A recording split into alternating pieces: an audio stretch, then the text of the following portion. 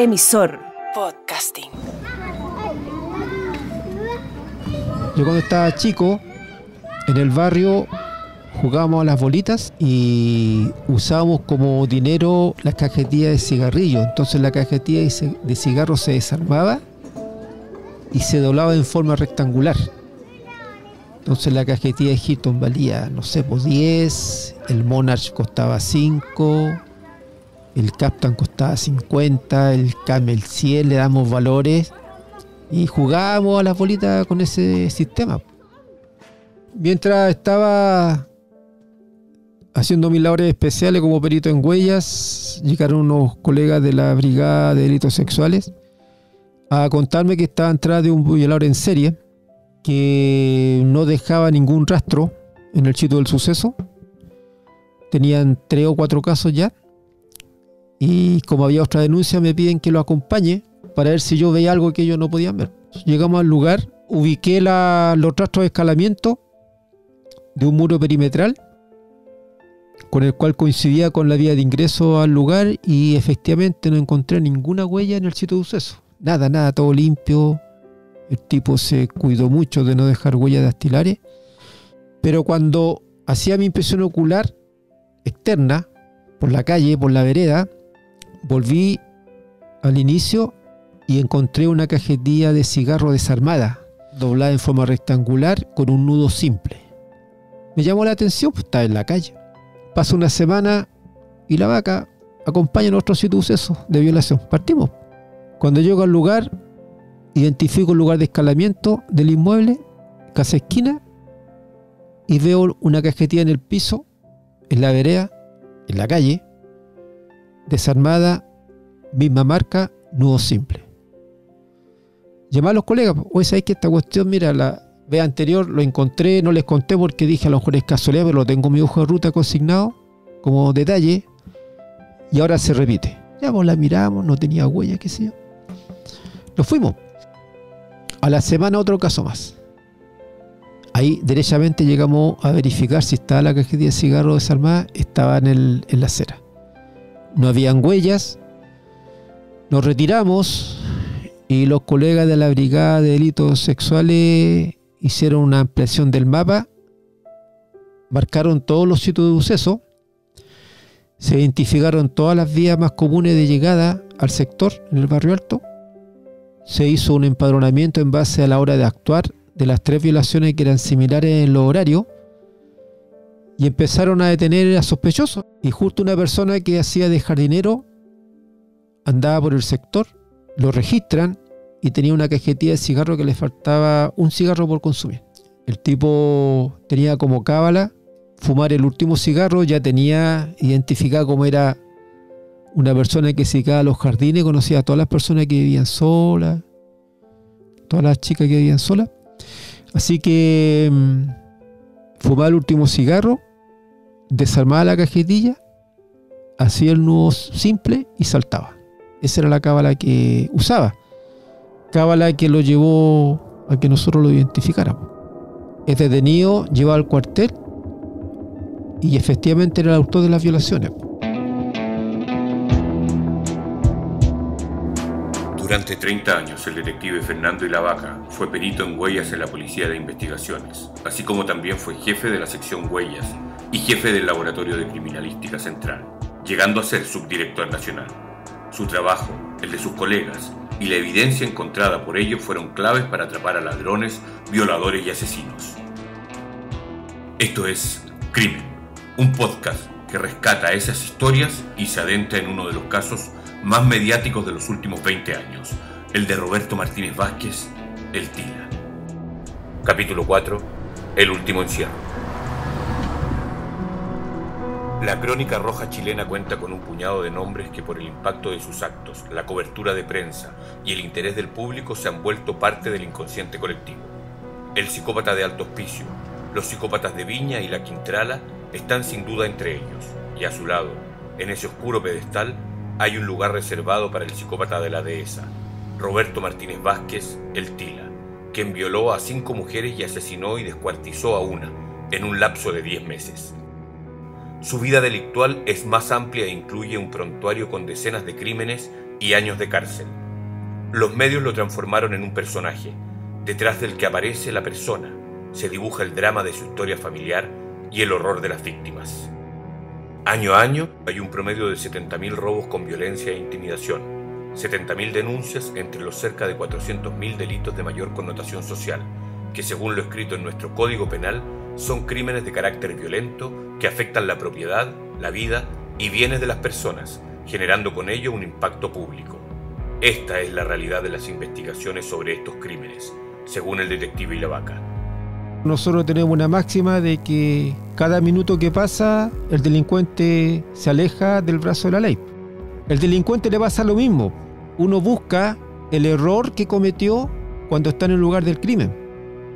Aunque esté muy bien planificado, siempre comete un acto sin darse cuenta. Y en ese acto sin darse cuenta es lo que nosotros detectamos, no todas las veces. Hay muchas de que no nos quedan evidencias biológicas, pero sí las buscamos y no nos dejamos vencer. Este es un trabajo de equipo. El detective investiga en base a los fundamentos científicos que aporta el laboratorio. No hay un detective que haga todo.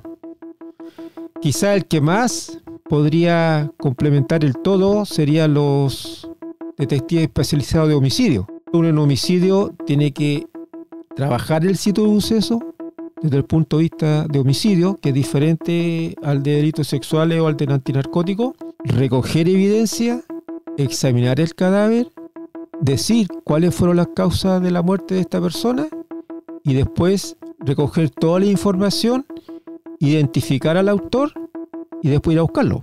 Entonces son pocos los que trabajan en el sitio de suceso y además van a buscar al autor, que obviamente no se va a entregar como las películas, que mano arriba va a arrancar, va a disparar, va a huir, va a hacer de todo para evitar la detención. Ahora, la habilidad del detective es detenerlo sin causarle lesiones. Roberto Martínez Vázquez fue detenido por las contundentes pruebas en su contra.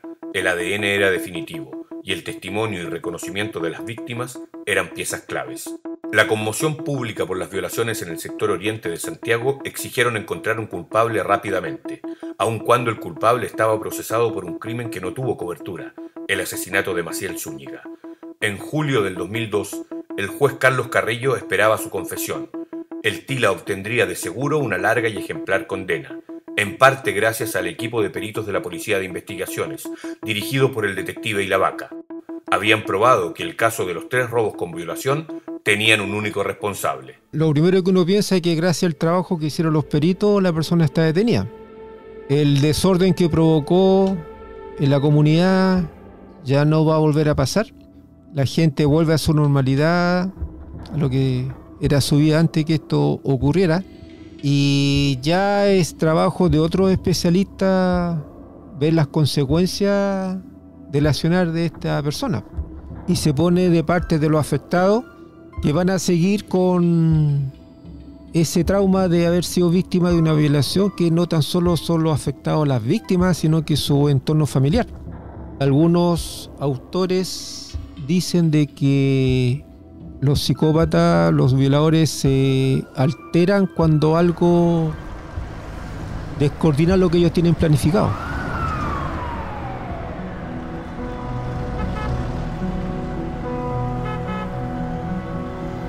Un mínimo de 40 años de cárcel era lo que se hablaba que podía recibir el Tila, todavía sin contar los cargos por el asesinato de Maciel Zúñiga.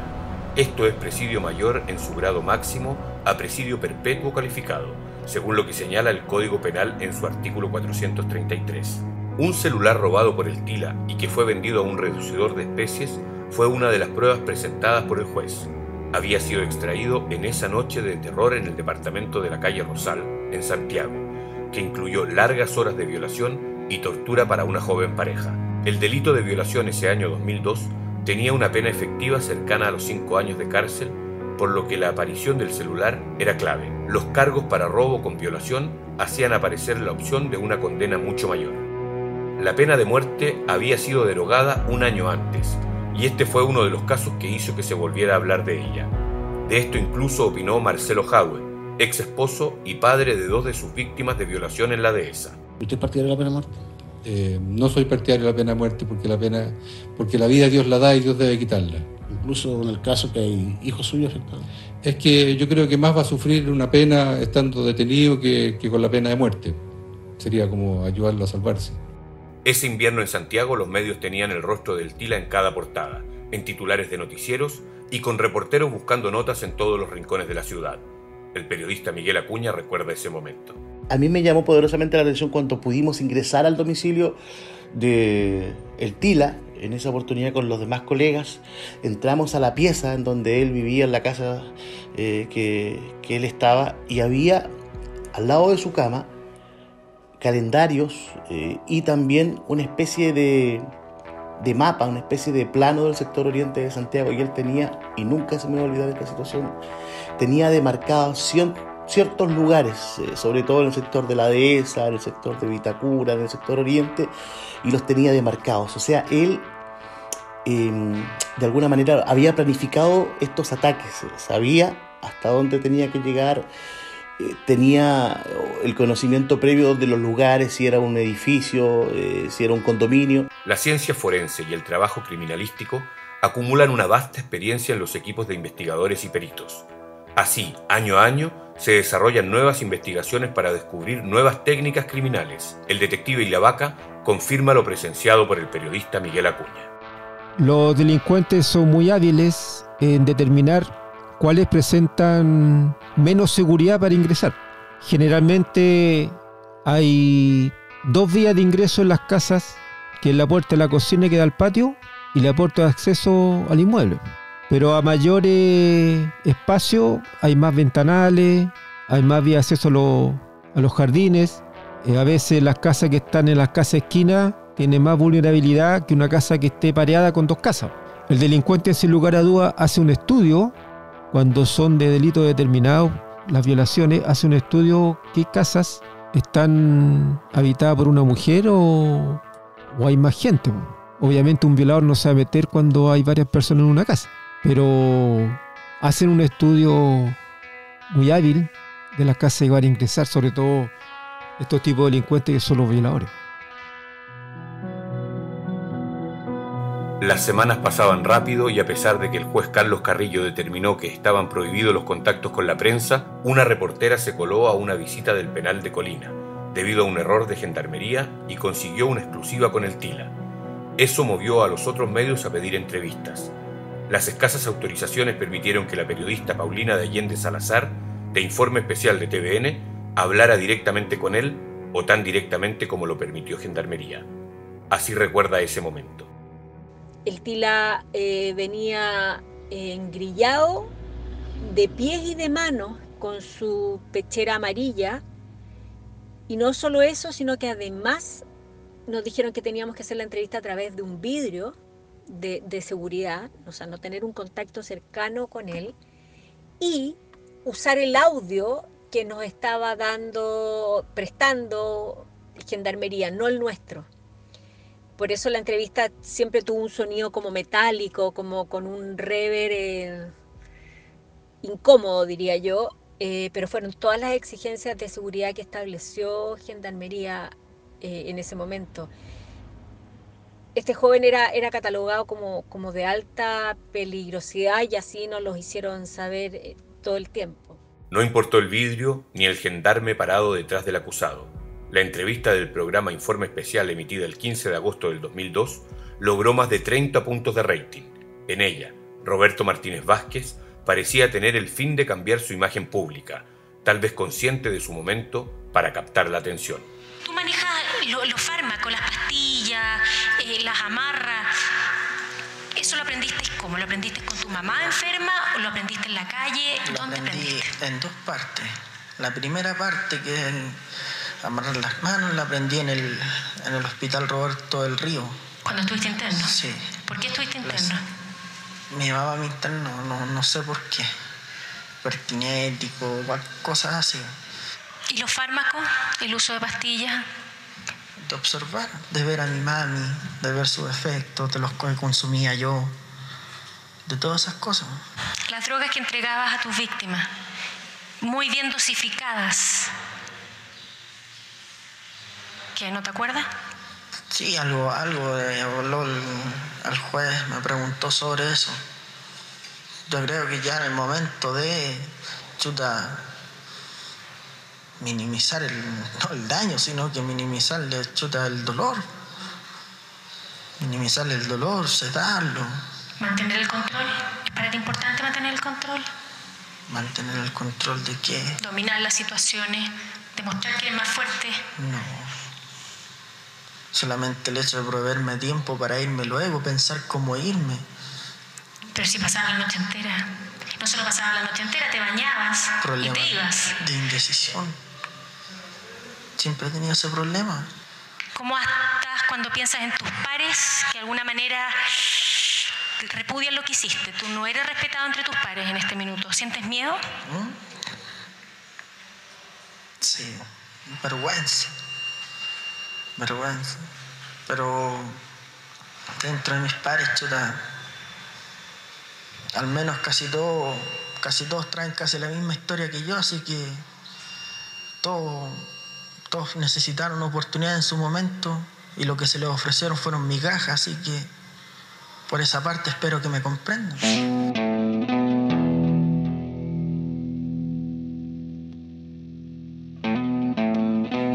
Ahora, cuando uno ve y estudió todo lo que fue capaz de hacer, claro, sin lugar a duda era una persona con claros rasgos psicopáticos de falta de empatía y de capaz de generar tremendos dolores y horrores. Y en paralelo, cuando pudimos estudiar su historia, nos dimos cuenta que efectivamente había sido un niño no abandonado, no apoyado durante su desarrollo, de una familia muy, muy humilde, que tuvo que necesitar para su desarrollo, que fue enviado para su desarrollo al sistema de protección que da el Estado, que jamás lo protegió. Entró y salió de estos centros de reclusión que se supone eran para protegerlo. Jamás se le diagnosticó respecto de sus problemas psiquiátricos, necesidades de salud mental. Un niño tremendamente abandonado que venía de una familia muy pobre.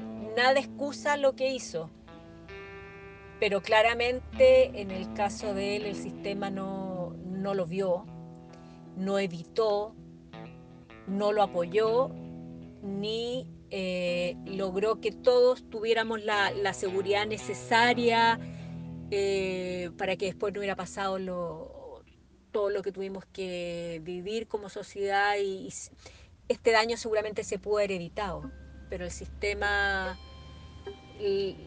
social, la pobreza, el sistema de protección, el sistema de educación, el sistema de salud con respecto al TILA y al entorno que lo rodeó, falló completamente. Si es una víctima del sistema o si es un asesino en serie, yo creo que ambos. Yo creo que sociedades que no logran ver ni logran hacerse cargo de sus debilidades, que no son solidarias, generan psicópatas, como en este caso. La opinión de la periodista de Informe Especial de TVN, Paulina de Allende Salazar, coincide con el psicoanalista Pablo Santander. A un nivel social, uno pensaría que él, este aspecto hostil a la sociedad, que la mira con desprecio, se dice, mira, yo esto sí es justo que me metan preso, pero no le voy a hacer caso a esta justicia papá que no se ha portado bien conmigo. En una carta dirigida al ministro del Interior, Roberto Martínez culpa a la sociedad y a su origen por haberse transformado en delincuente. Me dice, usted habla de mi vida como si fuese para delinquir. y no en delitos que cometí intentando mejorar el remedio de vida y familia que tengo. Más adelante señala: aunque yo soy una vergüenza nacional, les recuerdo que soy parte del producto interno de esta sociedad. Roberto Martínez firmó como delincuente habitual. Esto es una operación comunicacional simplemente, probablemente de alguien que quiere mejorar la imagen del señor aquel. Durante esa estadía en la cárcel, el Tila recibió, enviada por el juez Carlos Carrillo, una máquina de escribir eléctrica. Se decía que quería escribir sus memorias, o también cartas, como esta que envió a La Moneda.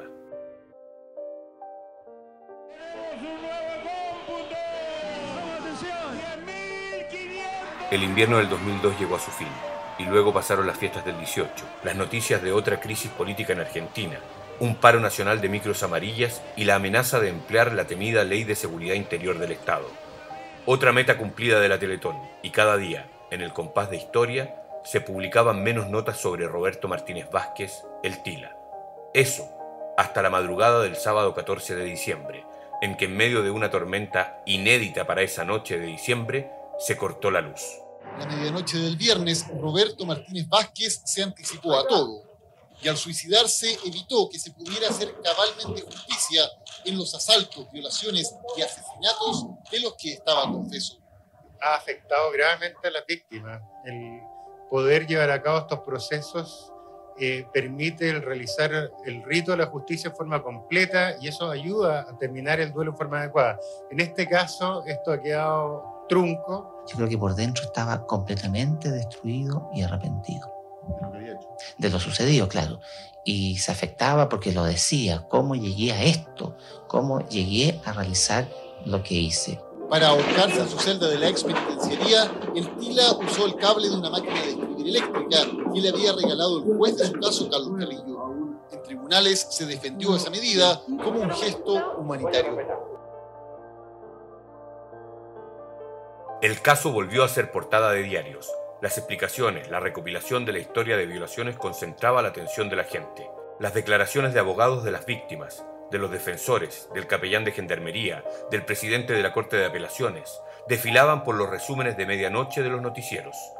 La última acción de Roberto Martínez Vázquez parecía intentar tener el control de los hechos. Las interpretaciones de su muerte y sus motivaciones fueron diversas y duran hasta hoy.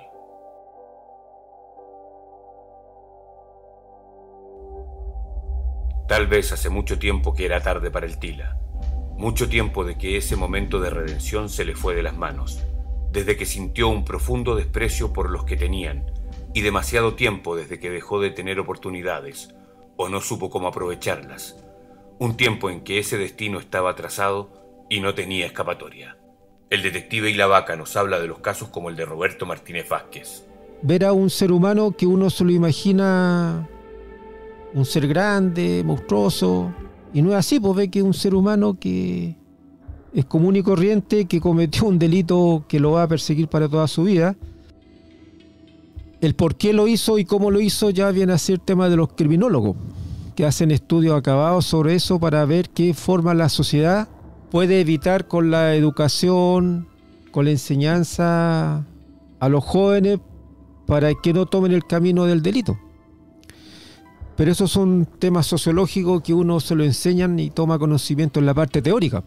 Ahí operan los criminólogos, los psicólogos, que seguramente nos van a dar información para prevenir futuros hechos similares.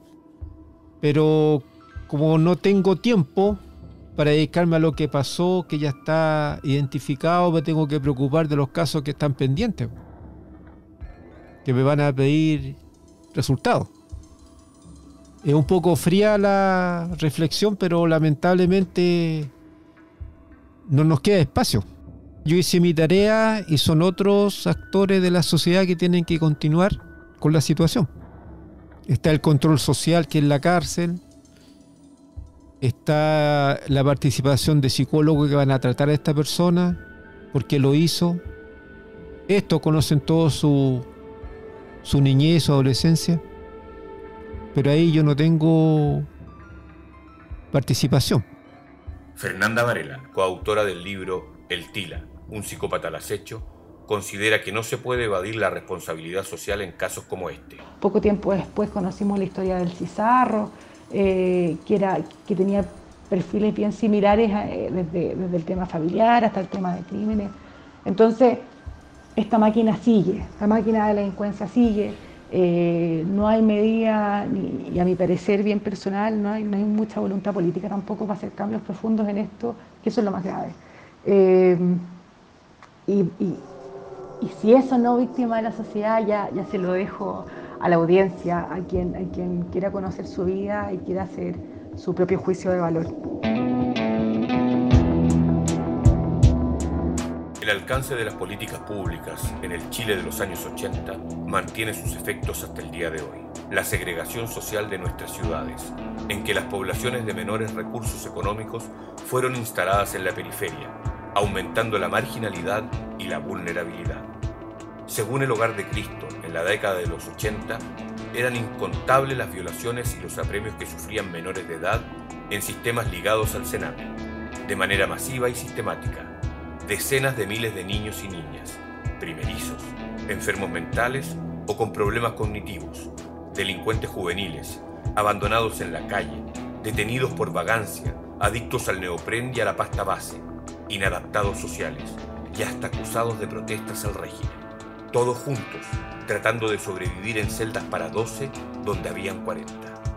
La democracia trajo aires nuevos, leyes de protección y promesas, gente dedicada y que intentó hacer la diferencia, pero la historia es conocida. Han pasado casi 20 años desde los crímenes del Tila y el Sename sigue apareciendo cada cierto tiempo en los titulares. Escandalosas cifras de abusos y muertes en centros de menores de una institución que parece no poder solucionar sus problemas de fondo y que sigue haciendo salir a jóvenes profundamente vulnerados y algunos que parecen destinados a devolver la mano y convertirse en criminales. Mientras al otro lado, un equipo de investigadores criminalistas deben encontrar a los culpables del crimen. Cada asesinato, cada violación, cada robo demuestran el fracaso del sistema de prevención, el profundo dolor de todas las víctimas.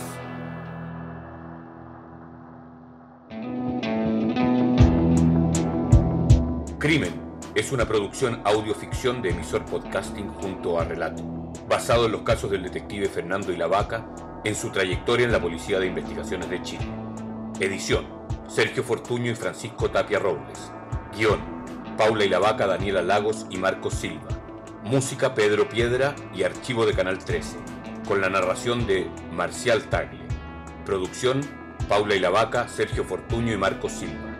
Dirección: Marcos Silva. Todos los derechos reservados.